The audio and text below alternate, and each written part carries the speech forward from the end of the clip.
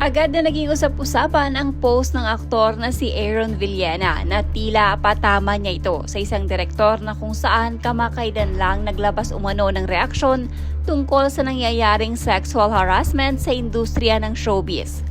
Ayon sa aktor, proud na proud po umano itong direktor na sabihin ang maling gawain sa industriya. Pagpapatuloy pa nito, isa umano siya sa mga artistang kabilang sa nakaranas ng exploitation at ang gumawa daw nito kay Aaron walang iba kundi ang direktor na kanyang tinutukoy na umano'y nagbigay ng reaksyon kamakailan lang.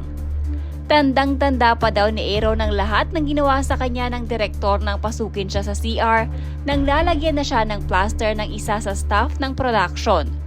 Kwento ni Aaron, pinaalis daw ng direktor na kanyang tinutukoy ang staff na dapat sana ay maglalagay ng plaster sa kanya at sinabing ang direktor na lamang daw ang gagawa nito kay Aaron. Wala naman daw sanang problema kung ang direktor ang maglalagay ng plaster. Ang hindi lang daw nito nagustuhan ay ang sadyang itinatama umano ng direktor ang kamay nito sa pribadong parte ng katawan ni Aaron. Dahil sa baguhan pa lang daw si Aaron noon, wala daw siyang magawa kundi ang sumunod lang sa direktor. Kailangan din umano kasi nito ng pera. Kabuang post ni Aaron Villena. May nakita akong post, nagsalita para itong direktor na eto na matagal na daw nangyayari. Yung mga ganong senaryo. Parang proud na proud ka pa. Kung sabihin ko kaya na isa ako doon sa artistang na-exploit at ikaw yon. Tandang-tanda ko yung kailangan ko mag-plaster sa eksena, cameo role lang ako. May tumutulong na sa akin sa production pero pumasok ka sa CR at pinaalis mo siya. Ang sabi mo pa, dapat hindi ka nagpapalagay sa kanila, ako na dapat maglalagay niyan. Wala namang problema sa akin pero ilang beses mong tinatamaan at dinitikit yung kamay mo. Irerespeto kita bilang tao at direktor kasi magaling ka. Pero dahil baguhan pa lang ako noon, oo lang ako ng oo kasi kailangan ko din kumita ng pera. Pero malamang hindi mo na maalala kasi sigurado ako, hindi lang ako ang ginawan mo ng ganon. Nung interview ako sa Fast Talk noon, hindi kita pinangalanan kasi may respeto pa din ako sa'yo. Kahit mga staff nagtatanong sa akin, hindi ako nagsalita. Kaya sana tumahimik ka na lang din. Kahit noon or ngayon, never naman magiging tama yung gawaing ganon. Kung totoo man or hindi, hindi mo dapat i-tolerate ang mga ganong bagay.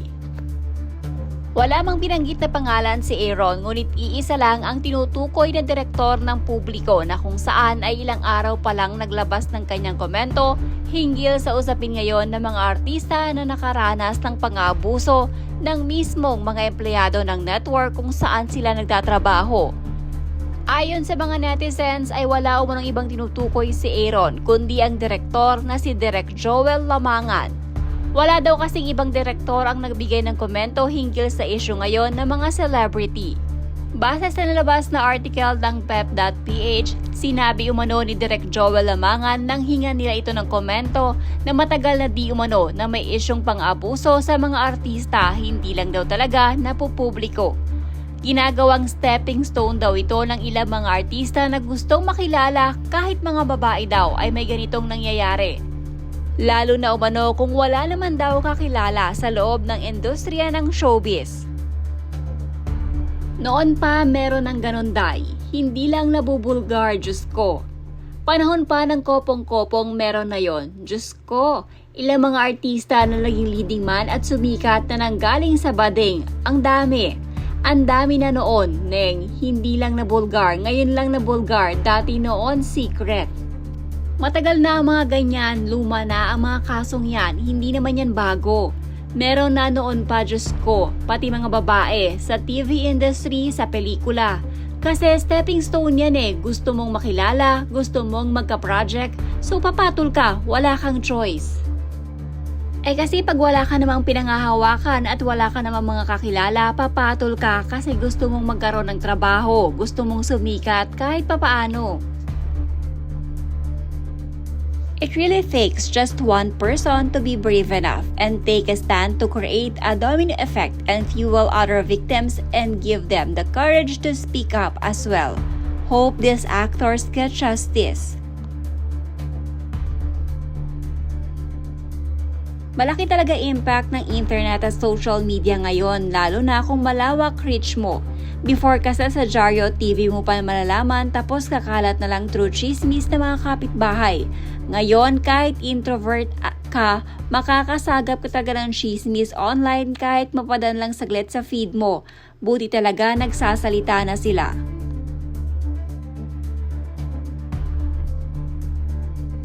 Minsan kung sino talaga yung maingay na paghahalatang defensive, ayan si Direk na booking patuloy paano ginawa nilang kultura nila yan. For sure marami pa yang biktima, baka mga sikat ayaw lang masira career. Kasi buong network kakalabanin mo. Mukhang naglalabasan na silang lahat at nagkakaroon ng pagkakatao magkaroon ng boses. Ang hirap din na ang tagal mong kinimkim yung mga trauma mo. Kumbaga sa Hunger Games si Sandro yung Mockingjay. May the odds be ever in your favor.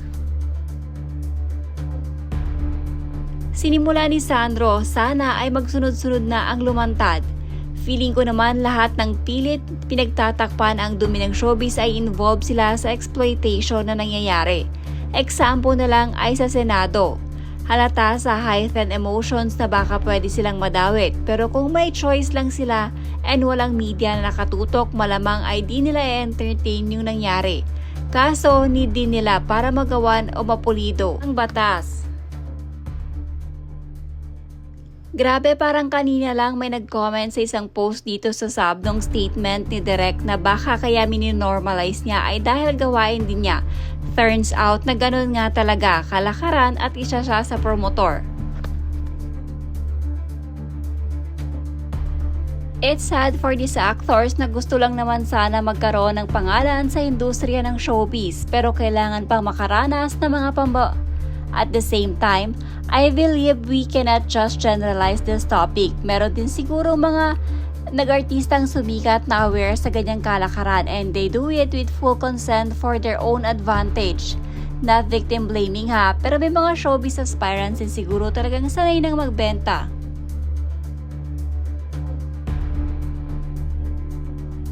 Just because something has been happening regularly before and has been normalized to some extent doesn't mean it's right. Very boomer mentality. Nakakahawa mga sunod na generations kasi kailangan mag-put up sa mga ganitong maling mindset.